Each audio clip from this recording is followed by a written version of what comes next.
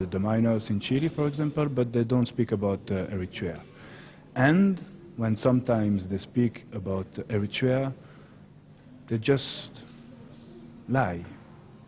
You see, they say Eritrea is a dictatorship, Eritrea is a violent country, wants to go, that want to go in war with its neighbors and so on. So we have seen that the media are really lying about Eritrea.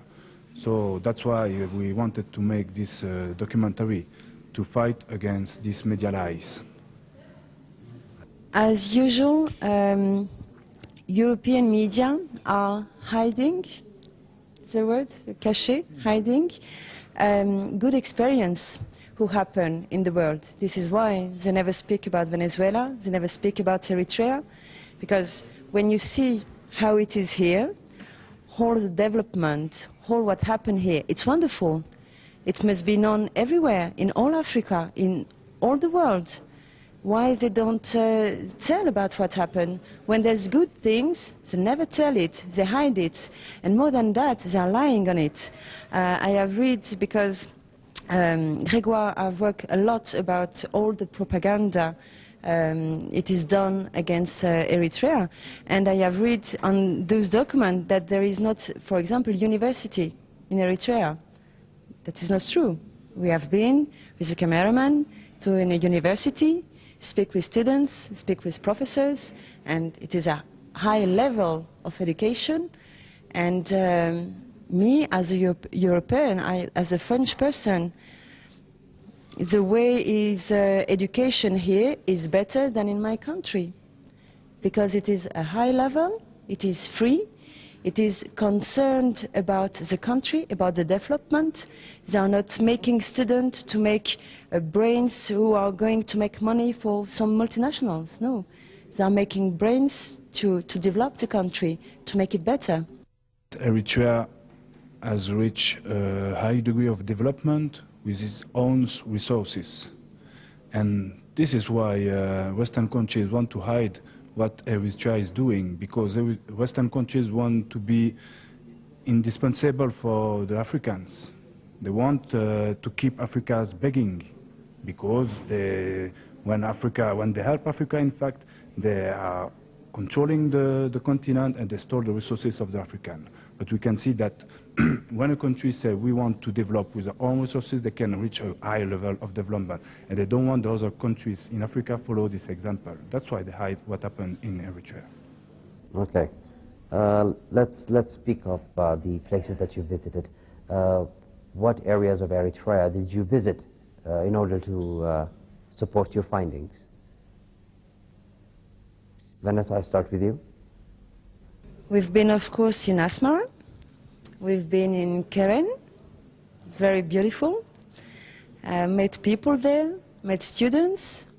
We've been in Gindai to visit an hospital. We've been in Massawa to make interviews of fishers. We have visited at the same time like a factory, I don't know how to say, treatment of fish. It's very clean, and they take care to have a good fish, and they make a wonderful job there. And we have eat fish we have never seen. It was a very good experience. We have learned a lot about what happened in Eritrea, the war, the history, what happened in Massawa. And it makes me feel very sad, because it's horrible that we can do those kind of things to people, to children, just because of money, for sons of other people who are very far from here. So I was really sad at that. And at the same time, I have met a lot of humanity. It's terrible that, it's wonderful that this kind of horrible things, it's not so far, it's really recent. But all people we have met here, they are good people, good nature. They love other people. All those horrible things have not make them bad. They have make maybe them better. So, very good experience. Grégoire, your take on this? I would like to take this opportunity to be on Eri TV to say thank you to all the people we have met during this trip in Massawa, in Asmara, in Kera, in Gindai, and also the people we have working with. Because very nice people, respectful, peaceful. We used to take a walk in the evening in the city, and everybody is just nice and respectful. And so I want to say thank you to the Eritrean people. You've mentioned about the university. Now the world outside says we don't have any higher learning institution here in Eritrea anymore.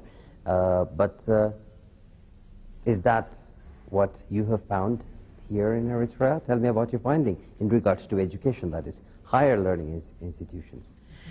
I had two journalists with me who have taken notes, and at the same time we have recording everything. So I don't remember exactly, but I remember that there's a lot of university, college, that are not that are decentralized and at the good place to be. For example, the university we have visited.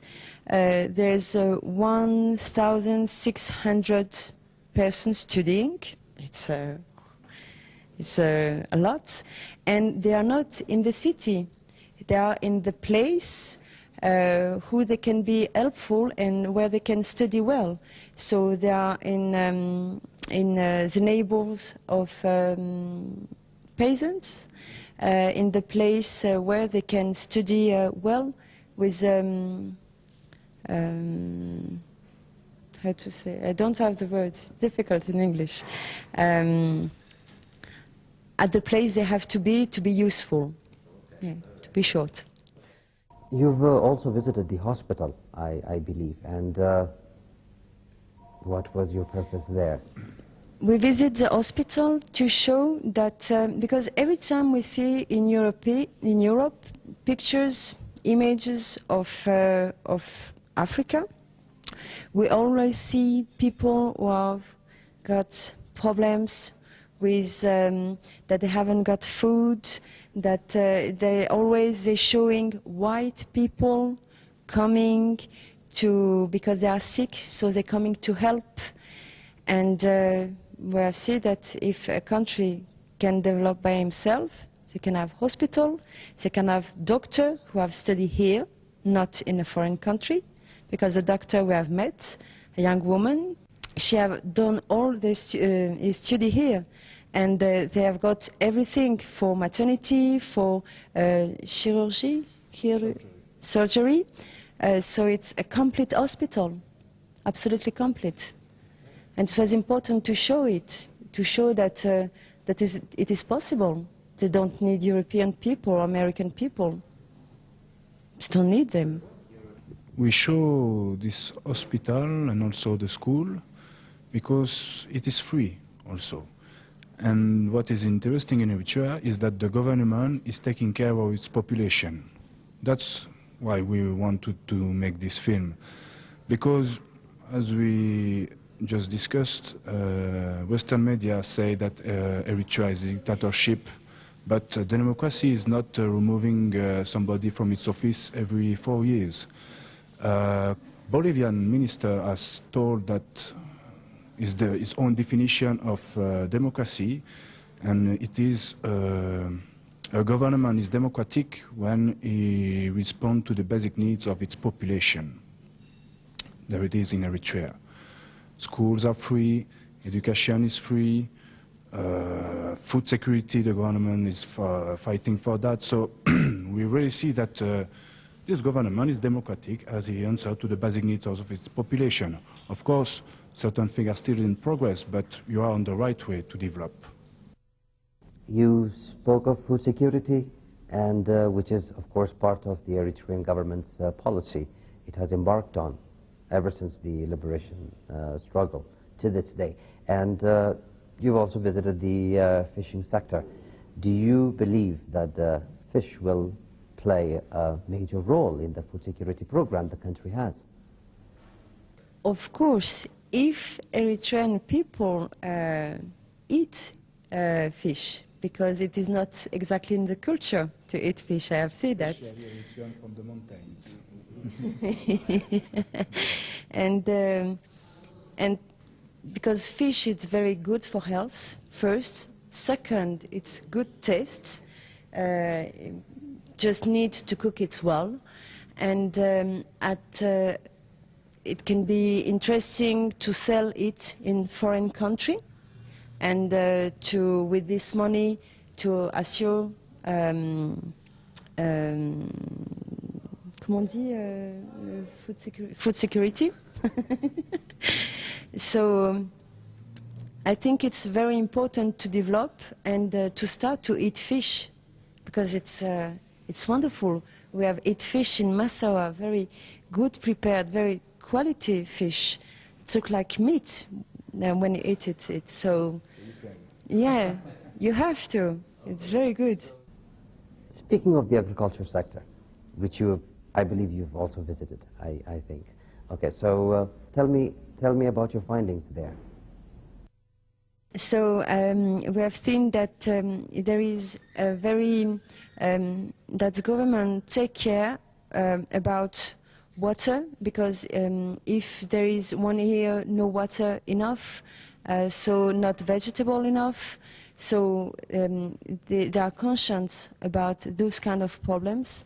So they're taking care about irrigation and making a dam. And when we have met the students in these places, in this university, they are really studying, but at the same time making research to be sure, to see what kind of vegetation is good at this place, to be sure that there will be always food. So it's very different of what we are using to see in our country. Our government, it's another kind of thing. They said that they're taking care about economy, and the economy will take care about workers, and workers can live well. But that is not function. The economy is working well for some of them, but at least we have to pay for health, we have to pay for studies. We are people in winter who are dying in the streets because there are nowhere to sleep, nowhere to go. There's family in Europe who are working, both of them. The man and the woman are working, both of them. They have children, but they have no place to go, or they are not able, they don't have enough money to buy food. So it's not the picture Europe wants to show in Africa. And it's very important that African people know that in Europe it's going bad and bad and bad. And if at the moment Europe was rich, it was because Europe has taken all the resources of all the country. They have stolen the resources.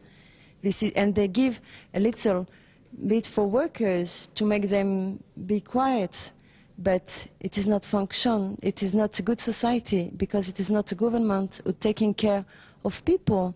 It is a government who taking care of president of some multinational. How it can going, how many times it can go like that. So Eritrea, it's really a hope, because maybe in Europe they will see, okay, this is democracy. This is a better democracy than in our country. We look like we are rich, but we are not rich, we are poor. Poor in money, but poor in mind, poor in heart. So it's a big hope we want to bring back there.